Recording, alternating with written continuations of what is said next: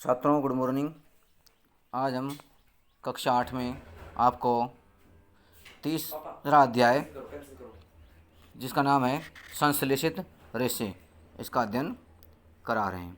कल हमने संश्लेषित रेशों के गुणधर्म के बारे में पढ़ा था कि संश्लेषित रेशे प्राय लोकप्रिय होते हैं, ये शीघ्र सूखते हैं और अधिक चलाऊ होते हैं, सस्ते होते हैं, आसानी से उपलब्ध होते हैं और इनका रख रखाव भी बहुत ही सुविधाजनक होता है। इन गुणों के बारे में कल हमने अध्ययन किया था, पढ़ा था। इसके बाद एक क्रियाकलाप था। दो प्रकार के रेशे, एक संश्लेषित रेशा और एक प्राकृतिक रेशा, दोनों को समान मात्रा के जल में भरे बीकर में या पानी की बाल्टी में डुबोने पर हमने देखा कि जो सूती वस्त्र है वो अधिक मात्रा में पानी का अवशोषण करता है और जो संश्लेषित रेशा है वो कम मात्रा में पानी का अवशोषण करता है। तो इस आधार पर हमें मालूम है जो पानी का कम अवशोषण करती है वो वस्तु जल्दी सूख जाती है, तो संश्लेषित से पानी का अवशोषण कम करते हैं, उन्हीं पानी की मात्रा कम होती है तो उससे जल्दी ही सूख जाते हैं। अब उसके बाद आ रहा है क्या संश्लेषित रेशे प्राकृतिक रेशों की अपेक्षा कम जल सोखते हैं। तो ये हमने कल अपनी गतिविधि में पढ़ा था कि वास्तव में ये जो हैं ये कम जल सोखते हैं। कौन सोखते हैं कम जल? संश्लेषित रेशे कम जल सोखते हैं और कम जल सोखने के कारण जल्दी सूख जाते हैं। क्या वे सूखने में कम समय लेते हैं? हाँ, इसका उत्तर क्या होगा? हाँ, वे सूखने में कम समय लेते हैं। क्यों? जिसके अंदर पानी की मात्रा कम हो तो पानी कम कैसे सूखता है? वस्त्र में जो जल होता है वह वाष्पीकृत होकर के और वायु में विलीन हो जाता है या आसमान में उड़ जाता है, जो हमें दिखता नहीं है।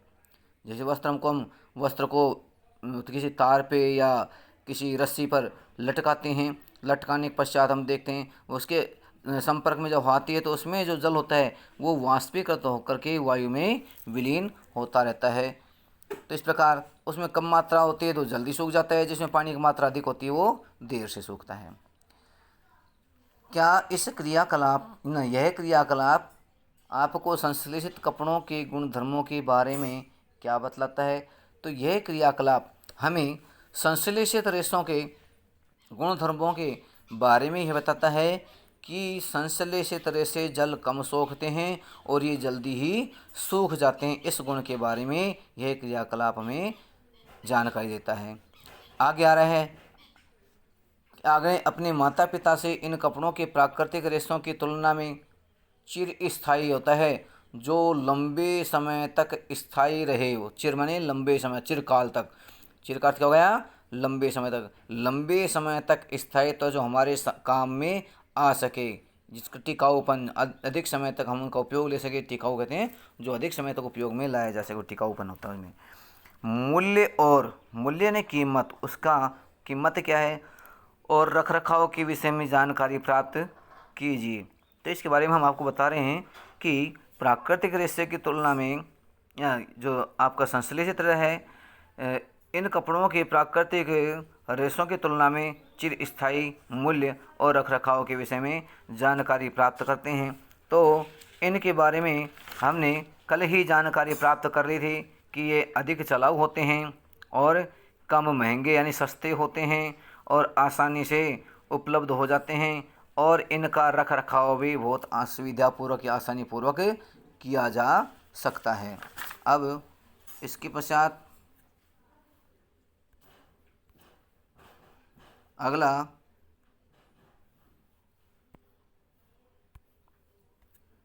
आ रहा है, अपना जो टॉपिक है वह है प्लास्टिक। क्या आ रहा है? प्लास्टिक आ रहा है।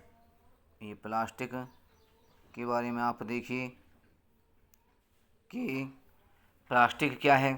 प्लास्टिक से बनी हुई जो चीज़ें हैं उनका हम दैनिक जीवन में उपयोग करते हैं और देखते भी हैं। अब हमें मालूम है प्लास्टिक है ना, ये दो प्रकार का होता है। कितने प्रकार का? दो प्रकार का। एक तो थर्मोप्लास्टिक होता है और दूसरा होता है थर्मोसेटिंग प्लास्टिक। हम घरों में कुछ चीज़ें लेते हैं जो थर्मोप्लास्टिक की बनी होती है, कुछ होते हैं जो थर्मोसेटिंग प्लास्टिक की बनी होती हैं। ऐसे प्लास्टिक जो नरम होते हैं, कहते हैं नरम होते हैं, वो प्लास्टिक तो थर्मोप्लास्टिक होते हैं। जो कठोर होते हैं वो होते हैं थर्मोसेटिंग प्लास्टिक। अब उससे पहले देखिए प्लास्टिक क्या है, उनके बारे में यहाँ बताया है अपने ये आगे कि हम घर पर काम में आने वाली बहुत सी प्लास्टिक की वस्तुओं से परिचित होंगे। यानी हम दैनिक जीवन में प्लास्टिक की अनेक वस्तुओं का उपयोग करते हैं। आप नहाने की बाल्टी है, आपका मग है, आपकी ब्रश है, ठीक है, ये सब चीज़ें किसकी होती हैं? आपके बैठने उठने के पाटे होते हैं, पट्टे भी किसके होते हैं? प्लास्टिक के होते हैं। आपके बैट बॉल खेलने का कुछ छोटे बच्चों के जो बैट आते हैं वो भी किसके होते हैं? प्लास्टिक के होते हैं। सामान रखने की बोतलें आती है वो किसकी होती हैं? अब प्लास्टिक की होती हैं। और यहाँ तक कि हमारी स्टूल और कुर्सियाँ हैं वो भी किसकी आने लग गई हैं आजकल? वो भी प्लास्टिक की आने लग गई हैं, वो भी प्लास्टिक की आती हैं। और प्लास्टिक के दरवाजे, प्लास्टिक के टीने, ये सब चीज़ें किसकी आ रही हैं? प्लास्टिक की आने लगी होती हैं। अब इनसे सब परिचित हैं आप। इस प्रकार की वस्तुओं और उनके उपयोगों की एक सूची बनाएं। क्या बनानी हमको? सूची बनानी। तो हमें मालूम है कि हम हर काम में आने वाली वस्तुओं का जो ये चीज़ें हैं, ये कुर्सी का अलग कार्य है, आपकी बाल्टी का अलग कार्य है, आपके प्लास्टिक की गिलास का अलग कार्य है, आपकी स्टूल का अलग कार्य है, मेज़ का अलग कार्य, तो हर बोतल का अलग, इस प्रकार हर वस्तु का कार्य अलग अलग होता है। संश्लेषित रेशे की तरह प्लास्टिक भी एक बहुलक है। क्या है? प्लास्टिक भी एक बहुलक है। यह भी यानी अनेक छोटी छोटी इकाइयों से मिलकर बनी बड़ी संरचना है। और ये क्या है? संश्लेषित रेशा है जो मानव द्वारा नहीं बल्कि रासायनिक पदार्थों द्वारा बनाया जाता है। सभी प्लास्टिकों में इकाइयों की व्यवस्था एक ही प्रकार की नहीं होती है। अभी कुछ देर पहले आपको बताया प्लास्टिक दो प्रकार के होते हैं, एक तो थर्मोप्लास्टिक, दूसरा थर्मोसेटिंग प्लास्टिक। इनमें जो थर्मोप्लास्टिक होता है उसमें जो इनकी बंध की रचना होती है वो रेखीय होती है। और दूसरे जो थर्मोसेटिक प्लास्टिक होते हैं उनमें जो बंध होते हैं वो कैसे होते हैं? तिर्यकबद्ध या क्रॉसबद्ध होते हैं। हमें पहले जो चित्र दिखाया गया है ये है, देखिए इसमें ये खाना है, पहला खाना, ये दूसरी इकाई है, ये तीसरी इकाई है, ये चौथी इकाई है। ये बीच में एक कलबंध द्वारा जुड़ी हुई, बीच में क्या है? एक कलबंध, एक निशान है, एक साइड से जुड़ी हुई सारी की सारी। किससे जुड़ी है? एक साइड से जुड़ी है। तो ये है रेखीय। दूसरी होती है तिर्यकबद्ध। ये जो आपको अगले खाने दिखाई दे रहे हैं, संरचना दिखाई दे रही है, ये सब क्या हैं? ये चारों साइड से बंधों द्वारा जुड़ी हुई है। किस साइड से? चारों साइड से बंधों द्वारा। ये दाएं भी, बाएं भी, ऊपर भी और नीचे भी, यानी चारों साइड। जैसे यहाँ है ऐसे ही इनके ऊपर की साइड में भी बंध और बने हुए हैं, ऊपर भी बने हुए हैं और उनके भी चार साइड बने हुए हैं, यहाँ भी बने हुए हैं बंध। ये 6 नहीं है, ये गोले से हैं। इस पे इधर भी गोले बने हुए हैं। इस प्रकार की आकृति कैसी होगी? आकृति सेम चौकुट्टी टाइप में ही होगी। तो इस प्रकार की आकृतियाँ इसमें बनती नहीं। ये रेखा बंध है इनका। इनमें एक जो इकाई होती है वो चारों साइड से दूसरे बंधों द्वारा जुड़ती है, जबकि दूसरी जो सरल रेख होती है उसमें इनके जो अणु होते हैं एक रेखीय बंध के द्वारा जुड़े होते हैं। और इनकी स्थिति दिखाई गई है रेखीय बंध और क्रॉसबद्ध अवस्थाएं। आगे आ रहे हैं कि प्लास्टिक की वस्तुओं और उनके जो आकार हैं कितने डिजाइनों में, कितने रूपों में संभव है उसके बारे में बताया है कि प्लास्टिक की वस्तुएं सभी संभव आकारों, आकार जैसे प्रकार की, ये बेलनाकार भी है, आयताकार भी है ये, और रैखिक भी हैं ये। इस प्रकार सभी आकारों में ये उपलब्ध होती है। आपकी जो बैट बॉल के साथ बैट और छोटे बच्चों की बॉल वो भी प्लास्टिक की आती हैं। तो खिलौने कई प्रकार के होते हैं, खिलौने सभी आकार में उपलब्ध होते हैं। तो प्लास्टिक की वस्तुएं सभी आकारों और साइज़ों में भी उपलब्ध होती हैं। आकार, लंबाई, चौड़ाई और साइज़ हैं। जैसा कि हमें इस चित्र 3.7 में जो नीचे चित्र है इसमें कुर्सी का चित्र दिखाया हमें और एक बाल्टी का आपको चित्र दिखाई दे रहा होगा। दिखाई दे रहा है आपको एक बाल्टी और एक आपको कुर्सी दिखाई दे रही है। अब क्या आपको आश्चर्य नहीं होता है कि यह कैसे संभव हुआ? अब ये संभव होने का इनका जो प्रक्रिया है वो कैसे बनती है? ये इनके सांचे होते हैं, एक आकार होता है जिनमें इनको ढाल करके इन वस्तुओं को बनाया जाता है।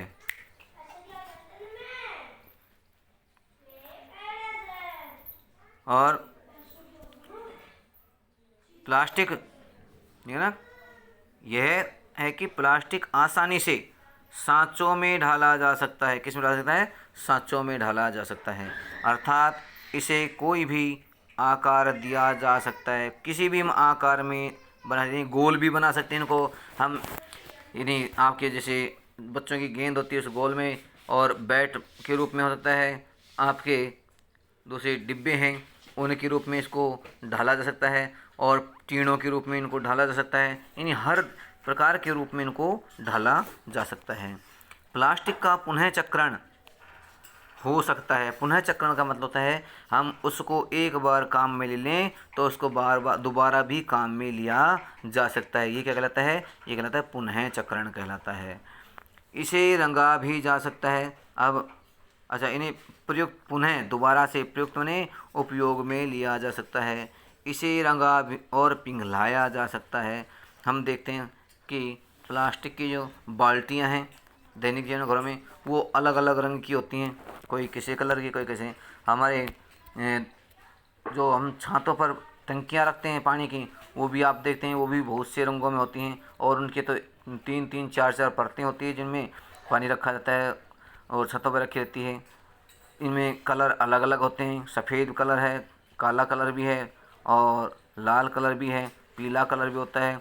इस प्रकार इनको अलग अलग रंगों में भी रंगा जाता है। और जो थर्मोप्लास्टिक होता है उसको पिघलाया भी जा सकता है, और इसे बेल कर, यानी इनको बेल करके चद्दरों में बदला जा सकता है। चद्दर या टीन, पतली टीन क्या होती है? बहुत पतली होती है टीनों में। और घरों में हम पानी से बचाव के लिए रोशनी भी आती है, इस प्रकार के कुछ टीनों का उपयोग करते हैं। प्लेन होती है तो कुछ खांचेदार या ढलुआ की टीन होती है, तो इस प्रकार के रूपों में बदला जा सकता है इसको बेल करके। अथवा इसकी तारें भी बनाई जा सकती है। क्या बना सकते हैं? तार बना सकते हैं इनके। क्या बनाते हैं? तार। इसलिए इनके उपयोग है ना, ये विभिन्न प्रकार होते हैं। इसके विभिन्न प्रकार के उपयोग हैं। आप इनसे तार बना सकते हैं, इनसे बाल्टी का उपयोग कर सकते हैं, इनसे टीन बना सकते हैं, इनसे घरों में काम आने वाले पाइप हैं पानी के फव्वारे वाले पाइप, वो पाइप भी इनसे बनते हैं। इस प्रकार प्लास्टिक के अपने दैनिक जीवन में बहुत से उपयोग हैं। आज अपना काम इतना ही है, इसको आपको अच्छे से समझ लेना, और धन्यवाद।